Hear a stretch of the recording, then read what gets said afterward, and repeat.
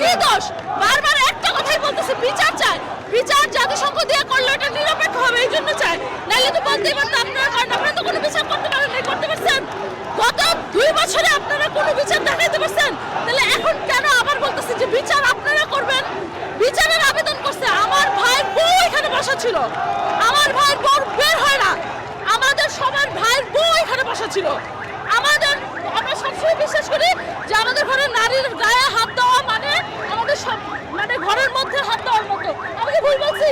তো সেই জায়গায় দাঁড়া আমার ভাইয়ের বউ এখানে বসা থাকা অবস্থায় আপনি কিভাবে হামলা করেন? কেন হামলা করছেন? কি রিজনে? না ওরা কি কামান নিয়ে গেছে? ফাইজলামি মারা গেছে? ফাইজলামি মারা গেছে? গুলি করেন নাই বলেন? যমুনার মধ্যে চ্যালেঞ্জ বলেন? আচ্ছা, এটা কি আপনারা কি ষড়যন্ত্র মনে করেন? বিশেষ সব এটা বলে যে জুলাইয়ের সময় যে পুলিশকে আমরা দেখতে পেয়েছি, আজকে আমরা সেরকম এটাকে আপনারা কি মনে করছেন? শুনেন, আজকে জুলাইয়ের 2 বছর পরে পুলিশ গুলি করার পরে বলতেছে গুলি করে নাই, গুলির ডাক্তার কোনো কিছু দিয়ে বাড়ায় নিতে পারে নাই। যাবেন তারপর হচ্ছে আমাদের যারা ভাই ব্রাদার আছে, ঝুমাকে আমাদের সামনে হেঁচড়ায় নিয়ে যাচ্ছে। কেন নিয়ে যাচ্ছে? ওটা আকসুর নির্বাচিত একটা সদস্য, কেন হেঁচড়ায় নিয়ে যাচ্ছে?